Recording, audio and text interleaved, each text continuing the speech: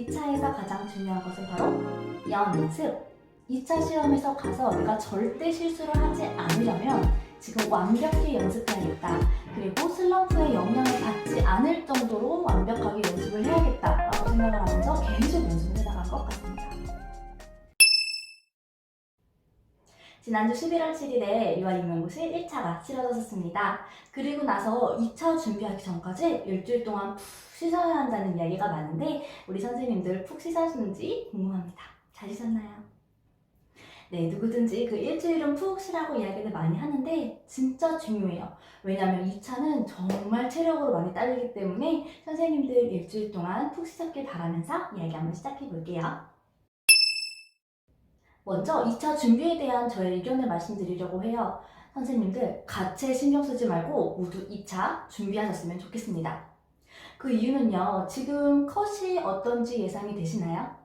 아무도 예상하지 못하고요. 물론 저의 점수조차도 예상할 수가 없습니다. 그렇기 때문에 제가 컷으로 붙을지 아니면 컷 플러스 5 그 이상으로 붙을지 아무도 모르는 거거든요. 그렇기 때문에 준비 없이 2차를 맞이하는 것보다 준비를 하면서 혹은 준비를 하다가 내가 1차 합격을 맞이하는 게 훨씬 더 심적으로도 안정이 되기 때문에 누구든지 2차를 꼭 준비하셨으면 좋겠습니다.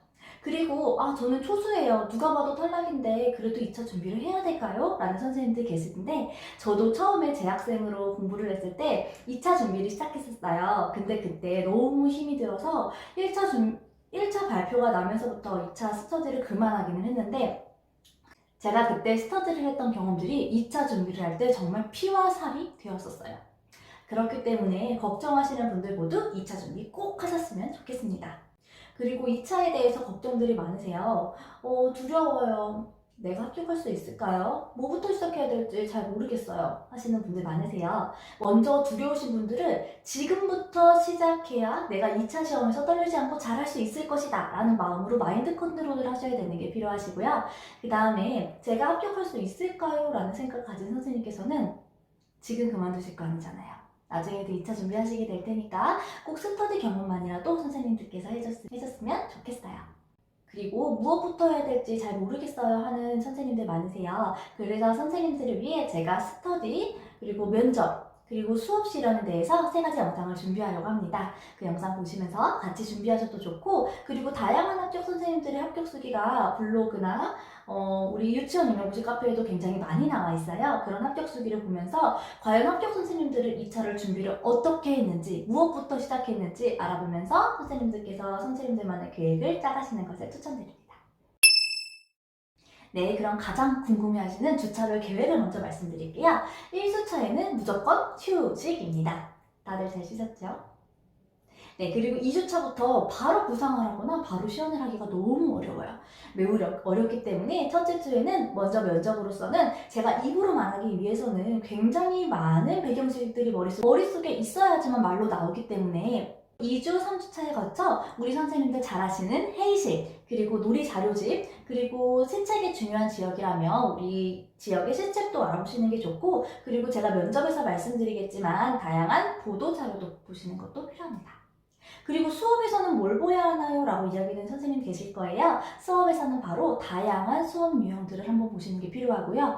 그리고 처음부터 구상하려면 굉장히 힘들어요. 그래서 책들이나 합격 수기에 보면은 선생님들께서 복귀한 것들이 있거든요. 복귀한 수업들을 한 번씩 읽어보시는 것도 추천드립니다. 읽어만 봐도 공부가 된다는 거 면접에서 말씀드릴게요. 그리고 2주차, 3주차부터는 쉬운 스터디부터 시작을 해보는 거예요.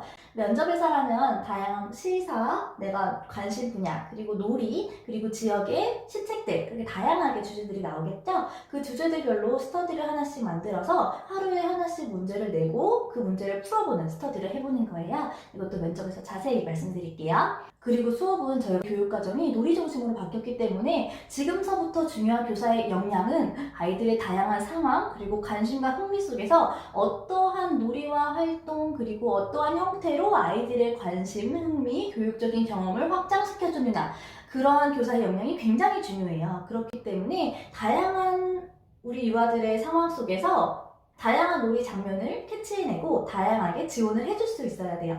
그러면 뭐가 필요할까요? 물론 수업에 대해서 아는 것도 중요하지만 다양한 상황과 놀이 사례들을 아는 게 중요하겠죠.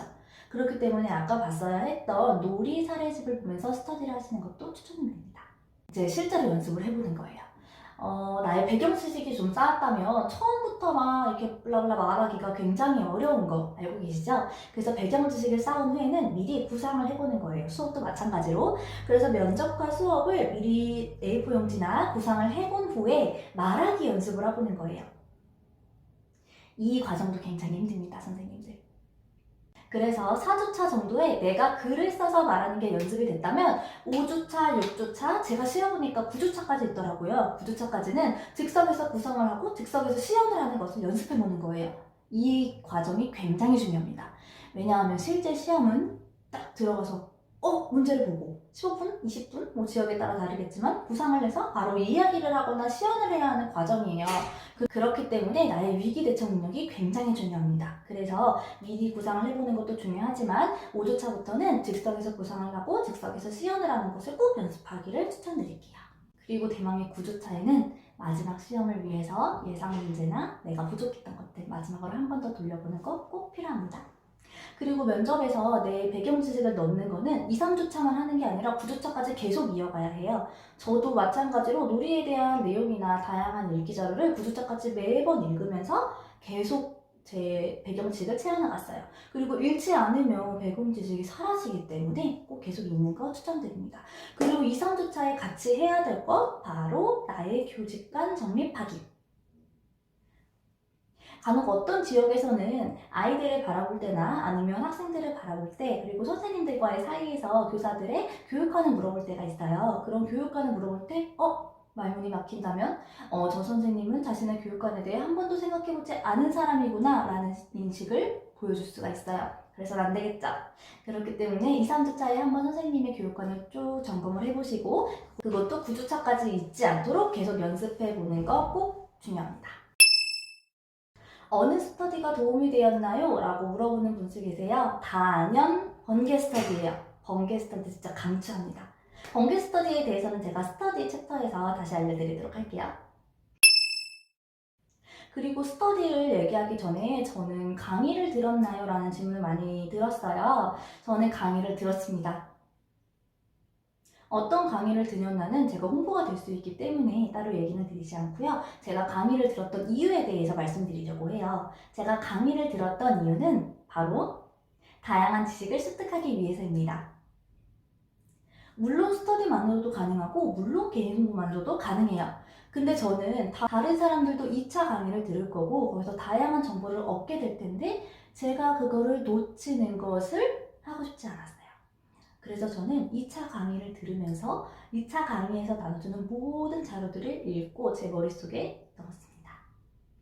그리고 2차 강의를 하면은 다른 사람들이 앞에서 시연을 하고 강사들이 그걸 피드백하는 과정들이 포함되어 있을 거예요. 어떤 분들은 이 과정이 굉장히 지루하고 힘들어서 보지 않는 선생님들 계신데 그 수업을 보고 나 스스로도 피드백을 해보고 그리고 내 피드백과 강사의 피드백을 비교해 본다면 그것 또한 굉장한 공부가 될 거예요. 그렇기 때문에 2차 강의를 들을 때는 내가 필요한 것만 들어야지 뿐만이 아니라 다른 선생님들은 어떻게 하는지 보고 어떤 거가 나랑 비슷한데 나도 저거 고쳐야 되겠다 이런 생각 혹은 저거 되게 괜찮은데 나도 저거 한번 배워봐야 되겠다 이런 생각으로 강의 들었었으면 좋겠습니다.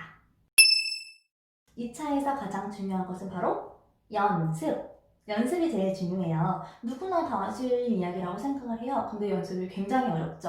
1차 같은 경우에는 내가 암기를 해서 인출을 하면은 나 외웠구나 라는 걸 확인할 수가 있어요. 근데 2차는 달라요.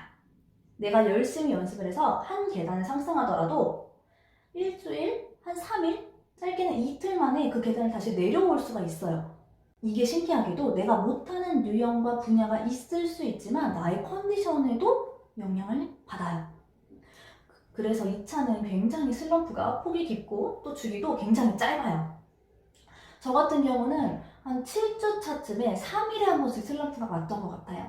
근데 그때 어떤 생각을 했냐면 나 진짜 못하겠다가 아니라 2차 시험에서 가서 내가 절대 실수를 하지 않으려면 지금 완벽히 연습해야겠다. 그리고 슬럼프의 영향을 받지 않을 정도로 완벽하게 연습을 해야겠다 라고 생각을 하면서 계속 연습을 해나간 것 같습니다. 그리고 연습을 하다 보면 체력이 진짜 딸려요. 15분, 20분 만에 구상을 하고 15분, 20분 동안 시연을 하고, 근데 시연하는 사람뿐만 아니라 나중에 제가 피드백하는 방법도 설명드리겠지만 피드백하는 과정도 굉장히 힘이 들어요. 그래서 저 같은 경우는 3시간, 4시간만 해도 체력이 딸리는 경우가 있었거든요. 그렇기 때문에 선생님들 다이어트 걱정하지 마시고 잠 푹 주무시고 먹고 싶은 거 다 드시면서 하셨으면 좋겠어요. 그리고 연습을 하다 보면 처음에 정말 3주차, 4주차 때 나 이제 구상을 해야 할 시기인데 5주차에서는 나 직접 구상을 해서 직접 시연을 해야 하는데 나 아직도 안 늘어 어떡하지? 라고 생각하시는 선생님들 계신데 선생님들 저도 변할 때까지 2, 3주가 걸렸어요. 처음에 2주 정도는 3일의 슬럼프가 아니에요. 그냥 일주일 내내 안 되고 일주일 내내 잘 모르겠고 내가 제일 못하는 느낌이 들어요. 근데 2주, 3주가 지나면 실력이 확 오르게 될 거예요. 박기진 선생님을 볼 수 있게 될 거예요. 그러니까 2주만, 딱 2주만 기다리시면서 연습 열심히 하셨으면 좋겠습니다. 그리고 이러한 슬럼프에서 가장 중요한 것은 마인드 컨트롤이겠죠? 제가 했던 마인드 컨트롤 방법을 소개시켜 드리도록 할게요. 저는 1번, 잘 자고 잘 먹기. 저는 되게 잠이 많았고 먹고 싶은 것도 많았어요. 근데 2차는 체력이 진짜 많이 소모되니까 그냥 잘 자고 잘 먹었던 것 같아요. 1차 때는 진짜 잠까지 들어가면서 연습을 했다면, 공부를 했다면 2차 때는 그래도 내가 지금 자야지 내일 뭘 할 수 있겠구나. 왜냐면 머리를 순간적으로 팽팽팽 돌려가지고 구상을 해가지고 말을 하고 그러는 과정이기 때문에 수면이 굉장히 중요해요. 그래서 잘 자고 잘 먹기 1번 해두셨으면 좋겠습니다. 그리고 2번, 남과 비교하지 않기예요. 다른 사람을 볼 때 나보다 낫네, 나 큰일 났다, 어떡하지? 라고 생각하지 마시고, 절대로 그러지 마시고 나도 발전해서 좋은 모습 많이 보여드려야겠다 하는 생각으로 해주셨으면 좋겠어요. 이 과정이 되게 어렵지만 그냥 억지로라도 머릿속에 들어 넣으시면서 긍정적인 생각하셨으면 좋겠어요. 그리고 3번째로 상처받지 않기. 스터디 피드백을 하다 보면 진짜 한숨 나올 정도로 마음이 좀 상할 때가 있어요. 왜냐면 피드백이라는 것 자체가 나의 부족한 점을 나한테 쏘아주는 거거든요. 근데 그 과정을 내가 좀 더 발전하기 위해서 저런 문제점을 찾아주시는구나가 아니라 저 사람 뭐지? 왜 난 저렇게까지 이야기를 하지? 라고 생각을 한다면 내 마음이 어떻게 될까요? 다시는 스터디를 하기 싫어질 거고 스터디에 대한 두려움이 생길 거예요. 그렇기 때문에 다른 사람들의 피드백으로부터 상처를 받지 않고 그냥 받아들이면서 그거 찍어주셔서 정말 감사해요. 저 그거 꼭 고치고 싶었어요. 제가 그 다음에 꼭 고쳐올게요. 이런 마음으로 스터디를 임하셨으면 좋겠어요. 그리고 코로나19 때문에 저희가 마스크를 쓰고 있잖아요. 그래서 저 2차 시험 때도 마스크가 어떻게 진행이 될까 잘 모르겠는데 2차 시험에서 배제할 수 없는 것이 좋은 인상이라고 생각을 해요. 그래서 저는 1차 시험 때 되게 웅크려서 공부를 하고 인상을 쓰고 공부를 했기 때문에 몸도 이렇게 구부러져 있었고 인상도 좋지가 않았어요. 그래서 1차 시험 끝나고 매일매일 스트레칭을 했어요. 이 어깨 스트레칭뿐만 아니라 얼굴 스트레칭까지요. 먼저 어깨 스트레칭 알려드리면 이렇게 어깨를 손에 올리고 가슴부터 붙여서 쭉 올려주세요. 제가 옷 때문에 안 올라가는데 이렇게 쭉 올리면서 돌려주시면 어깨와 가슴이 쫙 펴지면서 온몸이 펴지는 느낌이 드실 거예요. 그리고 팔을 니은자로 듣고 앞뒤로 쭉쭉 펴주시면 그 등뼈가 우두둑 소리가 나면서 펴지는 게 느껴지실 거예요.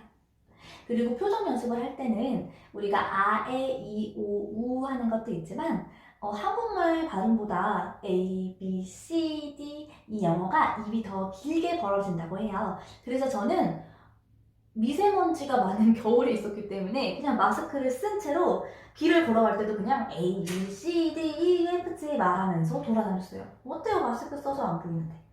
그러면서 입꼬리를 살려주는 연습을 했습니다. 그리고 웃을 때 입만 웃는 것이 아니라 눈도 같이 웃는 거 굉장히 중요하고요.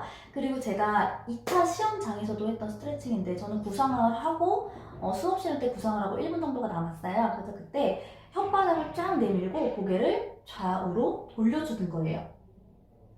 제 손이 혓바닥이라고 생각을 한다면 네 해가지고 혓바닥을 내밀어주고 이 상태로 고개를 좌우로 돌려주시면 입꼬리가 조금 올라간 게 느껴지실 거예요. 훨씬 미소가 자연스러워지는 스트레칭이니까 하루에 그냥 한 세트, 두 세트라도 편하게 해주시면 좋겠습니다. 그리고 옷에 대한 고민이 많으신데 너무 정장틱하게 입으시지 않으셔도 돼요. 저도 리본 달린 블라우스에 그냥 트위드식으로 된 원피스를 입고 갔었거든요. 근데 나한테 가장 잘 어울리는 그런 깔끔한 옷으로 준비하시면 좋을 것 같습니다. 그러면 다음 영상에서 스터디, 면접, 수업 시간에 대해서 이야기 같이 해볼게요.